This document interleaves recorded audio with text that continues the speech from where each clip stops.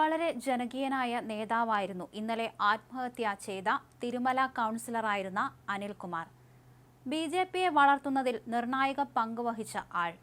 ആരെല്ലാമോ ചേർന്ന് തന്നെ ചതിച്ചു എന്ന് സൂചിപ്പിക്കുന്നതായിരുന്നു അദ്ദേഹത്തിന്റെ ആത്മഹത്യാക്കുറിപ്പ്. ഞാൻ എല്ലാവരെയും സഹായിച്ചു. പ്രതിസന്ധികൾ വന്നപ്പോൾ ഒറ്റപ്പെട്ടു എന്നായിരുന്നു അദ്ദേഹം ആത്മഹത്യാക്കുറിപ്പിൽ എഴുതിയത്. താൻ ആത്മഹത്യ ചെയ്യുമ്പോൾ പണത്തിനായി ആരും കഷ്ടപ്പെടരുത് എന്ന് കരുതി മരണാനന്തര ചടങ്ങിനുള്ള തുക കവറിനകത്തിട്ട് ഓഫീസ് മുറിയിൽ വെച്ചിരുന്നു. ഈ പണം മരണാനന്തര ചടങ്ങിനുള്ളതാണെന്ന് കുറിപ്പിൽ രേഖപ്പെടുത്തിയിരുന്നു. അവസാനമായി എഴുതിയ കുറിപ്പിൽ സഹായിച്ച എല്ലാവർക്കും നന്ദിയും പറയുന്നുണ്ട്. വലിയശാല ഫാം ടൂർ സഹകരണ സംഘത്തിന് 6 കോടിയോളം രൂപയുടെ ബാധ്യതയുണ്ട്. 11 കോടിയുടെ ആസ്തിയുണ്ട്. അത് പിരിച്ച് നിക്ഷേപകർക്ക് കൊടുക്കണം. ഇതിന്റെ പേരിൽ കുടുംബത്തെ ഒറ്റപ്പെടുത്തരുത്. ഞാനും കുടുംബവും ഒരു പൈസ പോലും എടുത്തിട്ടില്ല, അനിൽ എഴുതി. പണം ആവശ്യപ്പെട്ട് എത്തിയ നിക്ഷേപകർക്ക് പണം പിരിച്ചു തിരികെ നൽകാൻ കഴിഞ്ഞ കുറേ ദിവസങ്ങളായി അനിൽ ശ്രമിക്കുന്നുണ്ടായിരുന്നുവെന്ന് അടുപ്പമുള്ളവർ പറഞ്ഞു. വായ്പ എടുത്തവർ കൃത്യമായി തിരിച്ചടയ്ക്കാത്തതാണ് സംഘത്തെ ബാധിച്ചത്. വായ്പ കുടിശ്ശികയടക്കം പിരിച്ചെടുക്കാൻ തീവ്ര ശ്രമം നടത്തിയെങ്കിലും സാധിച്ചില്ല.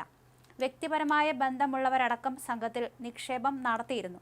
ഇവർക്ക് അത്യാവശ്യത്തിന് പണം നൽകാനാവാത്തതാണ് അനിലിനെ കൂടുതൽ മാനസിക സംഘർഷത്തിലാക്കിയത്.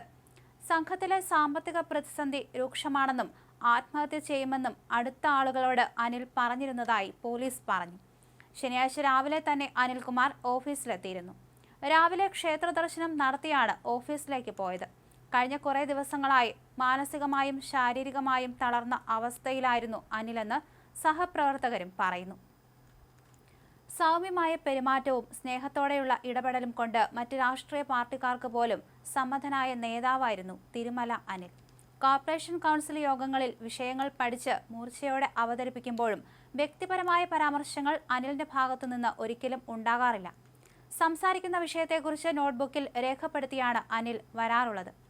കോർപ്പറേഷൻ ഭരണത്തെ പിടിച്ചുകുലുക്കുന്ന പല വിഷയങ്ങളും കൗൺസിൽ യോഗത്തിൽ കൊണ്ടുവന്നിട്ടുള്ളത് അനിലാണ്.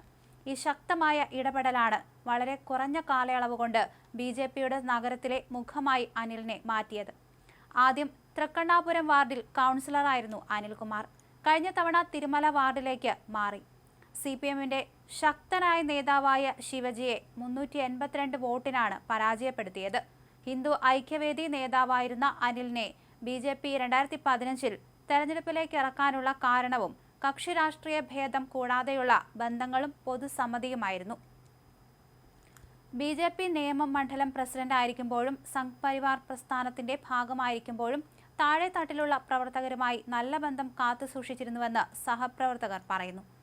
കൗൺസിലറായിരിക്കുമ്പോൾ തിരുമല തൃക്കണ്ണാപുരം റോഡ് വികസനത്തിനും തിരുമല വില്ലേജ് ഓഫീസിന്റെ പുതിയ കെട്ടിടത്തിനുമായി പരിശ്രമിച്ചിരുന്നു. തൃക്കണ്ണാപുരം റോഡ് വികസനം വൈകുന്നതിൽ പ്രതിഷേധിച്ച് മുൻപ് വിവിധ റെസിഡൻസ് അസോസിയേഷനുകളെ സംഘടിപ്പിച്ച് നടത്തിയ പ്രതിഷേധ സമരങ്ങളും ശ്രദ്ധേയമായിരുന്നു. അനിലിന്റെ സംസ്കാരം ഇന്ന് നടക്കും. ബി.ജെ.പി ജില്ലാ കമ്മിറ്റി ഓഫീസിലും തിരുമലയിലും പൊതുദർശനത്തിന് ശേഷം വീട്ടിലേക്ക് കൊണ്ടുപോകും. ഉച്ചയ്ക്ക് ശേഷം ശാന്തി കവാടത്തിൽ സംസ്കരിക്കും.